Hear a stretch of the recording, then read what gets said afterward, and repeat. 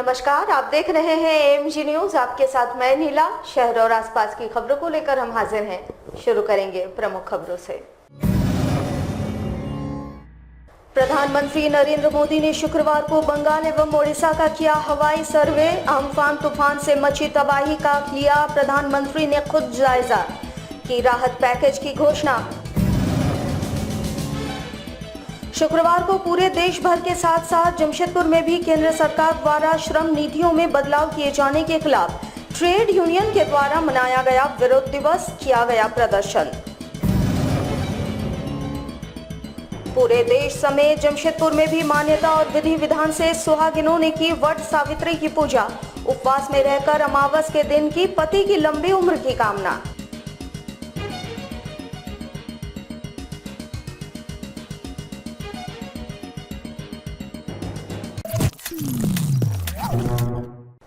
अब खबरें विस्तार से। प्रधानमंत्री श्री नरेंद्र मोदी ने शुक्रवार को बंगाल एवं ओडिशा राज्य का हवाई सर्वे किया। इस दौरान प्रधानमंत्री ने अम्फान तूफान से क्षतिग्रस्त इलाकों का जायजा लिया, जिसके बाद दोनों इलाकों के लिए 1000 करोड़ के राहत पैकेज की घोषणा की। प्रधानमंत्री ने बंगाल के मुख्यमंत्री ममता बनर्जी को साथ लेकर पूरे क्षेत्र का हवाई सर्वे किया। उन्होंने वशीरहाट में राज्य एवं केंद्र के उच्च अधिकारियों के साथ बैठक की। बैठक के दौरान प्रधानमंत्री ने कहा कि बंगाल के दुख की इस घड़ी में केंद्र सरकार पूरा सहयोग करेगी ताकि बंगाल जल्द से जल्द इससे उबर सके और तेज गति से आगे बढ़े। इसके लिए भारत सरकार बंगाल के साथ कंधे से कंधा मिलाकर काम करेगी। अम्फान चक्रवात से निपटने के लिए राज्य एवं केंद्र सरकार ने मिलकर भरसक प्रयास किया था। इसके बावजूद 80 लोगों की जानें गई।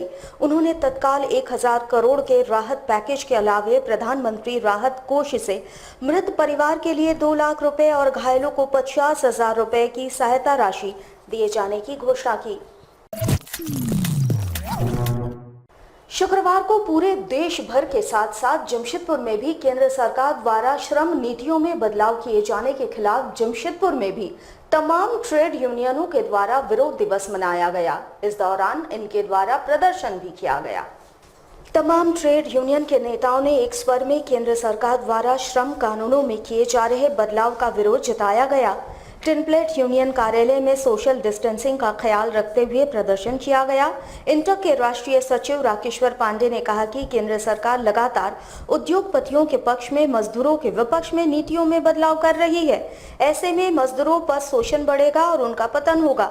उन्होंने कहा कि ट्रेड यूनियन लगातार मजदूरों के पक्ष में आवाज बुलंद करते आई है और श्रम कानूनों में बदलाव को भी बर्दाश्त नहीं किया जाएगा।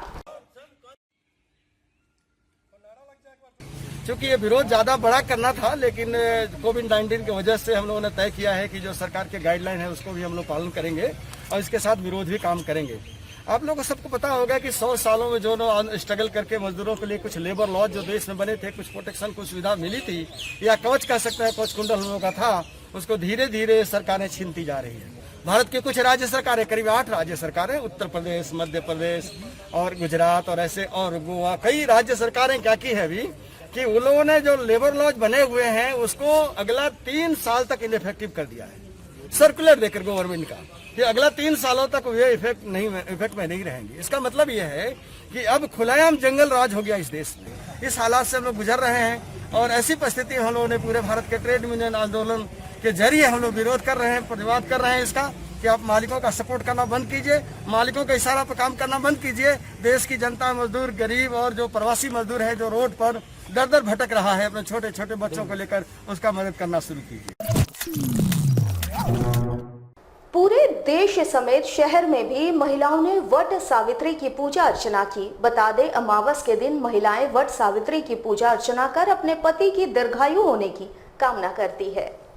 हर पूजा पाठ के पीछे अपनी एक पौराणिक कथा होती है। ठीक इसी तरह वट सावित्री की पूजा अर्चना के पीछे भी ऐसी ही मान्यता है कि राजा सत्यवान के मूर्छित हो जाने के बाद सती द्वारा बरगद के पेड़ के नीचे उपवास रहकर कथा सुनने के बाद फेरा लगाया गया, जिससे यमराज प्रसन्न हुए, जिसके बाद राजा सत्यवान पूरी तरह से स्वस्थ हो गए। तब से लेकर महिलाओं द्वारा अपने पति की लंबी आयु की कामना करते हुए अमावस के दिन वट सावित्री की पूजा अर्चना की जाती है और अपने पूरे परिवार की सुख समृद्धि की कामना की जाती है। इसी क्रम में महिलाओं ने बरगद की पेड़ की पूजा अर्चना कर पूरे वृक्ष की परिक्रमा कर अपने पति की लंबी आयु की कामना की। सावित्री का व्रत है। आज का दिन ना पूजा पर बट के नीचे, पेड़ के नीचे हम लोग पूजा पाठ करते हैं और साल भर पर एक दिन आता है। आज का दिन ना सभी सुहागिन औरत पूजा करती है और बट के नीचे कथा पूजा होता है। पति का लंबी आयु के लिए आदमी मांगता है, यही उद्देश्य से आती है औरत लोग और पूजा अपना विधि व्यवहार जो भी होता है अपना दान पुण्य का भी उद्देश्य अपना होता है। रेलवे बोर्ड द्वारा स्पेशल ट्रेनों को छोड़कर ट्रेनों के परिचालन को सुनिश्चित करने के साथ ही टिकटों की बुकिंग शुरू कर दी गई है, जहां 58 दिनों के बाद शुक्रवार से रिजर्वेशन काउंटर खोला गया।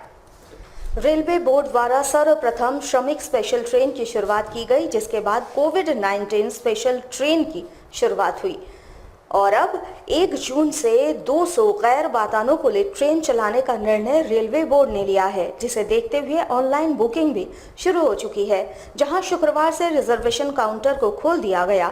हालांकि टाटानगर से केवल एक ट्रेन टाटानगर से दानापुर व दानापुर से टाटानगर चलाए जाने की वजह से रिजर्वेशन काउंटर में बहुत कम भीड़ दिखाई दिया। हालांकि कुछ लोग टिकट कैंसिल कराने भी पहुंचे, परंतु सर्कुलर जारी नहीं होने के कारण अब सोमवार के बाद ही टिकट कैंसिल हो पाएगा। एक्चुअली मेरा 2 जून का रिजर्वेशन था, तो इसका कैंसिलेशन के लिए पता करने आए थे। तो अभी तक का जो सर्कुलर ये है कि आपका जिस दिन का बुकिंग है उसका 3 महीने तक आप उसका कैंसिल करा सकते हैं टिकट। लेकिन अभी बता रहे हैं कि एक नया सर्कुलर मंडे के बाद आने वाला है, उस हिसाब से जैसा सर्कुलर आएगा आप लोग को इन्फॉर्म किया जाएगा। CICSE बोर्ड ने 10वीं और 12वीं की परीक्षा की तिथि को तय कर दी है, जो 1 जुलाई से 14 जुलाई तक होगी। कोरोना महामारी और लॉकडाउन के कारण तमाम परीक्षाएं रद्द कर दी गई थी। हालांकि लॉकडाउन 4 के तहत कई बदलाव के साथ लॉकडाउन की शुरुआत की गई है और इसके बाद बोर्ड ने बच्चों के भविष्य को ध्यान में रखते हुए परीक्षाओं की तिथि घोषित कर दी है। पाकिस्तान इंटरनेशनल एयरलाइंस का एक विमान लाहौर से कराची जाने के क्रम में कराची एयरपोर्ट के पास दुर्घटनाग्रस्त हो गई। पाकिस्तानी मीडिया रिपोर्ट के मुताबिक दुर्घटनाग्रस्त PIA विमान A320 था।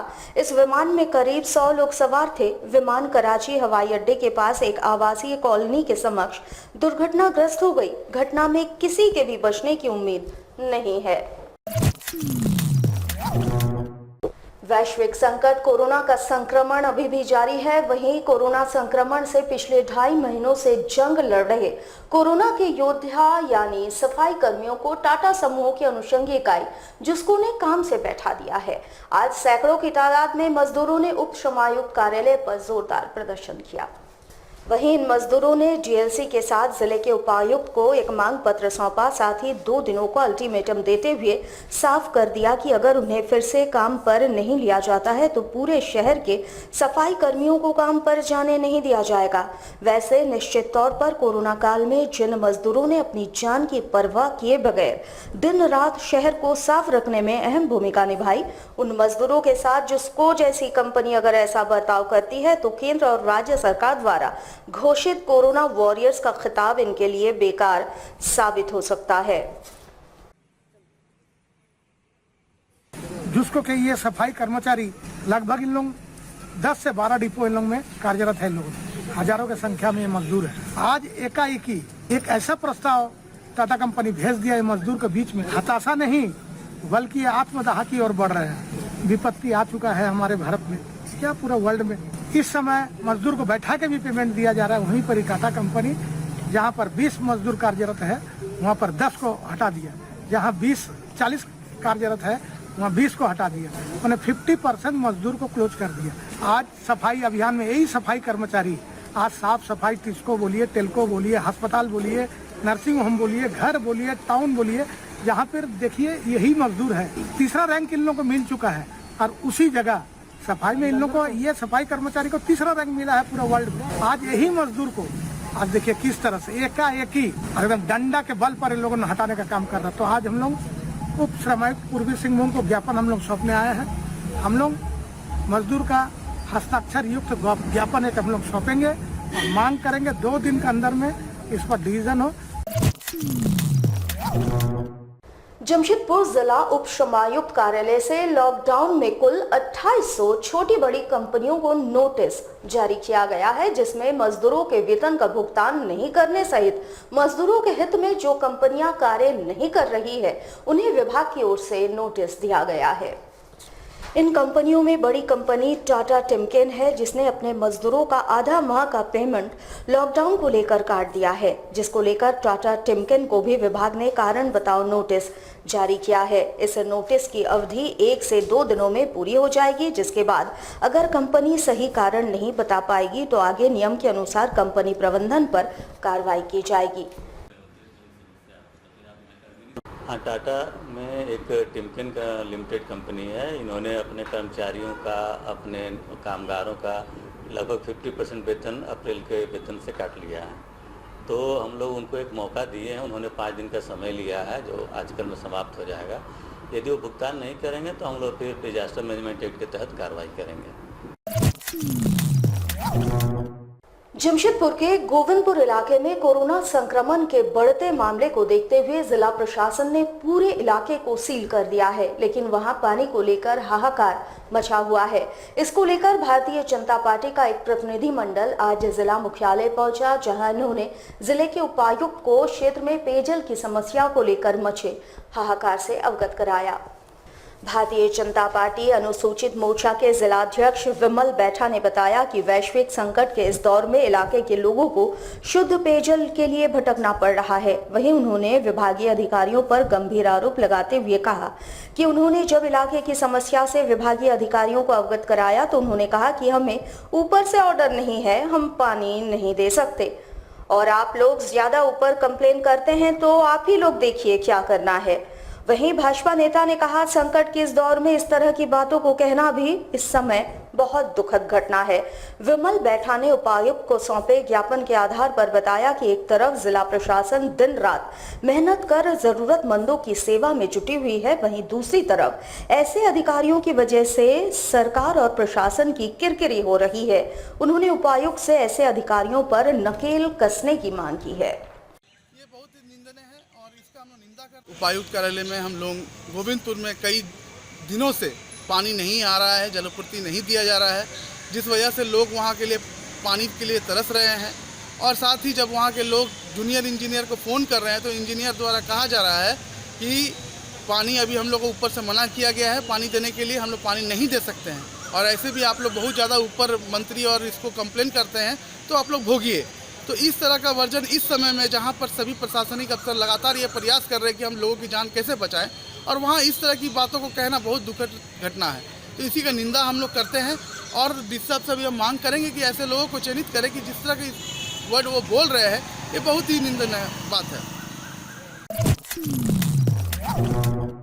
सोशल साइट फेसबुक पर शरारती तत्वों द्वारा आपत्तिजनक पोस्ट करने का विरोध विश्व हिंदू परिषद द्वारा जताया गया, जहां विश्व हिंदू परिषद के प्रतिनिधि मंडल ने बिष्टुपुर स्थित साइबर थाने में शरारती तत्वों के खिलाफ एफआईआर दर्ज करवाई।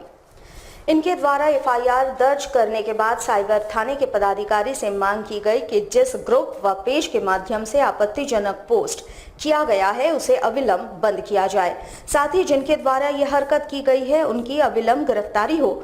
इस संबंध में जानकारी देते हुए विश्व हिंदू परिषद के जिला मंत्री जनार्दन पांडे ने बताया कि सोशल साइट पर चुनिंदा लोगों द्वारा सनातन धर्म के खिलाफ अभद्र टिप्पणी, साथ ही हिंदू धर्म के आराध्य देवी देवताओं के साथ गाली गलौज कर हिंदू समाज के लोगों के धार्मिक भावनाओं पर ठेस पहुंचाने का काम किया गया। उन्होंने कहा कि इस मामले में 3 नामजद युवकों पर एफआईआर दर्ज की गई है और मांग की गई है कि जल्द से जल्द इनकी गिरफ्तारी हो। बागबेड़ा के कार्यकर्ता जब फेसबुक खोले, अपने प्रोफाइल खोले, उन्होंने तो बिलाल हुसैन, एमडी अली और मुफजुल हक नाम का 3 प्रोफाइल ऐसा मिला जो भगवान राम को कृष्ण भगवान को, सीता माता को, बजरंग बली को अभद्र टिप्पणी और गाली गलौज किए हैं। इससे हिंदू भावना बहुत ही आहत होती है। हिंदू समाज दुखी है। इस तरह से सोशल मीडिया पर क्यों हिंदुओं के आराध्य देवताओं को गाली दी जा रही है, हिंदू समाज का क्यों अपमान किया जा रहा है, उसी को लेकर के हम सभी कार्यकर्ता आज केस करने के लिए साइबर थाना आए हैं और प्रशासन से आग्रह करते हैं कि इन सभी लोगों पर त्वरित कार्रवाई किया जाए। वैश्विक संकट कोरोना को लेकर देश पिछले 24 मार्च से लॉकडाउन पर है, जहां कई बड़ी बड़ी कंपनियों ने हाथ खड़े कर दिए हैं। वहीं रोजगार और पलायन एक बड़ी समस्या के रूप में सामने आ रही है। इन सबों के बीच जमशेदपुर के टेंट कारोबारी अपनी समस्याओं को लेकर जिला मुख्यालय पहुंचे। उन्होंने मुख्यमंत्री के नाम ज्ञापन सौंपे गए ज्ञापन के माध्यम से उन्होंने बताया कि लॉकडाउन के बाद से पूरे जिले के टेंट कारोबारी भुखमरी की स्थिति में पहुंच गए हैं। उन्होंने बताया कि लॉकडाउन रहने के बाद भी जिला प्रशासन के कहने पर उन्होंने बैरिकेडिंग वगैरह करने में अपनी अहम भूमिका निभाई, बावजूद इसके अब तक टेंट डेकोरेशन उद्योग को आवश्यक सेवा में शामिल नहीं किया गया है। उन्होंने बताया कि अब लग्न का समय भी समाप्त हो चुका है, ऐसे में जल्दी सरकार इनकी मांगों पर विचार नहीं करती है तो टेंट डेकोरेशन कारोबारियों की स्थिति और भयावह हो जाएगी।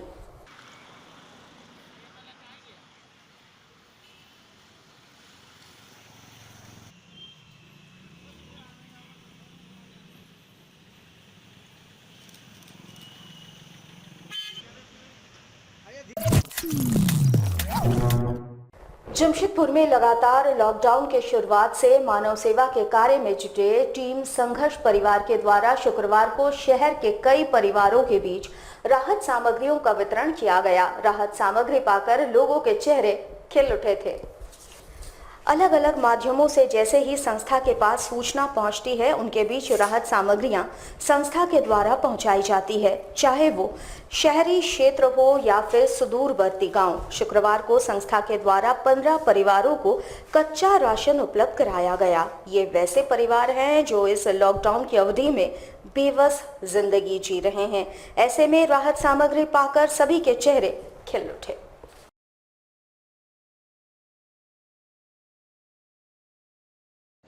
टीम संघर्ष परिवार के पास जैसी सूचना आया कि 15 जरूरतमंद परिवारों के बीच राहत सामग्री का सख्त जरूरत है, तो टीम संघर्ष परिवार ने उनको बुलाकर और 15 परिवारों के बीच आज राहत सामग्री के रूप में चावल, दाल, सोयाबीन, बिस्किट्स, सत्तू का पैकेट उनके हाथों सुपुर्द किया गया। क्योंकि लगातार टीम संघर्ष परिवार शहर से लेकर गांव, सुदूरवर्ती गांव तक राहत सामग्री पहुंचाने में काफी अहम भूमिका अदा कर रहा है।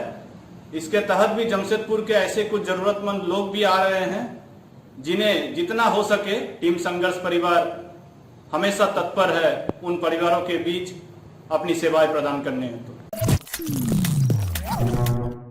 जमशेदपुर विश्वकर्मा समाज के द्वारा लॉकडाउन की घड़ी में जरूरतमंदों की सेवा लगातार की जा रही है। इनके द्वारा लगातार शहर भर में जरूरतमंदों तक कच्चा राशन पहुंचाया जा रहा है। समाज के पदाधिकारियों ने इस लॉकडाउन की घड़ी में जरूरतमंदों की सेवा करने का बीड़ा उठा लिया है। इसके लिए बाकायदा 9 किलो का राशन पैकेट बनाया जा रहा है, जिसमें प्रत्येक परिवार के लिए 1 सप्ताह का राशन प्रदान किया जा रहा है। समाज के अध्यक्ष ने कहा कि इस भीषण परिस्थिति में जरूरतमंदों तक राशन पहुंचाया जा रहा है ताकि कोई भी भूखा ना सोए। जमशेदपुर विश्वकर्मा समाज एक बहुत बड़ा संगठन हमारे जमशेदपुर का है। प्रत्येक घर परिवार के लिए लगभग करीब 9 किलो का सामग्री हम लोग एक पैकेट में पैक करके दे रहे हैं। उस व्यक्ति को मिलेगा जो व्यक्ति गरीब है, असहाय है, उसकी कोई मदद नहीं मिल पा रही है, वहाँ तक लिस्ट के द्वारा सर्वे कर लिया गया है और उस लिस्ट उपलब्ध करा करके हमारे क्षेत्रीय पदाधिकारी वो अपने क्षेत्र में जाएंगे और इस सामग्री को बांटेंगे। आज के दिन में लगभग 450 पैकेट हम लोग रेडी करके रखे हैं, जिसमें वो क्षेत्र में जाकर के अपने अपने जो चिन्हित किया गया है गरीबों को, जो उनको असहाय हैं, उनको ये पैकेट उपलब्ध कराया जाएगा। हमारे साथ लगातार जुड़े रहने के लिए आप हमें YouTube पर जरूर सब्सक्राइब करें। अगर आपके पास कोई सूचना या समाचार हो या फिर आप हमारे न्यूज चैनल में विज्ञापन देना चाह रहे हो तो हमारे स्क्रीन पर चल रहे इस नंबर पर हमारे साथ जरूर संपर्क करें। आज के लिए बस इतना ही। कल आपसे फिर मिलेंगे कुछ नई खबरों के साथ। तब तक के लिए एमजी न्यूज की पूरी टीम को दीजिए इजाजत। नमस्कार।